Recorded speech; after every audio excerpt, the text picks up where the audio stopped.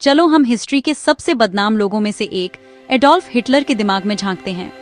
मुझे पता है ये एक सीरियस टॉपिक है, पर मेरे साथ बने रहना। इतनी डार्कनेस के पीछे के दिमाग को समझना सिर्फ हिस्ट्री के बारे में नहीं है, ये समझने के बारे में है कि पावर, ट्रॉमा, आइडियोलॉजी एक इंसान को कैसे मोड़ सकती है।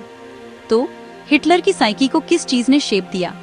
1889 में ऑस्ट्रिया में पैदा हुए हिटलर एक स्ट्रिक्ट घर में पले बढ़े, एक दबंग पिता के साथ और एक बहुत प्रोटेक्टिव माँ के साथ। वह एक एवरेज स्टूडेंट था, अक्सर अथॉरिटी से झगड़ता रहता था। अपनी माँ की मौत के बाद वह अकेलापन और गुस्से में डूब गया। कई साइकोएनालिस्ट इन शुरुआती जख्मों को बाद में उसके कंट्रोल और डोमिनेंस के जुनून की जड़ मानते हैं, लेकिन और भी बहुत कुछ है। वर्ल्ड वॉर 1 के बाद हिटलर ने जर्मनी की हार से खुद को अपमानित महसूस किया और वर्सेल्स की कठोर संधि से। वह अकेला नहीं था, लाखों लोगों ने धोखा महसूस किया।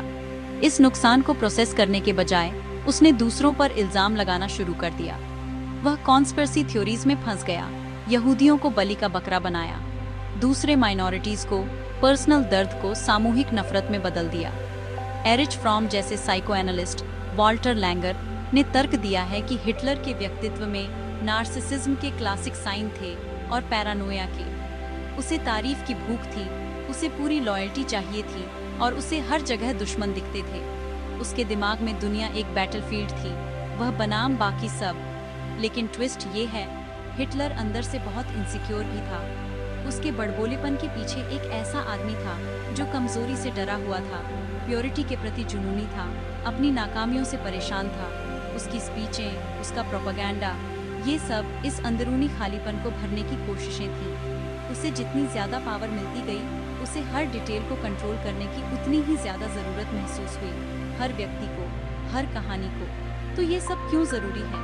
क्योंकि हिटलर की साइकी को समझना उसके एक्शन को सही ठहराना नहीं है, ये टॉक्सिक लीडरशिप के वार्निंग साइन को पहचानना है, अनकंट्रोल्ड ईगो को और दूसरों को अमानवीय बनाने के खतरों को। हिस्ट्री रिपीट नहीं होती, लेकिन राइम जरूर करती है।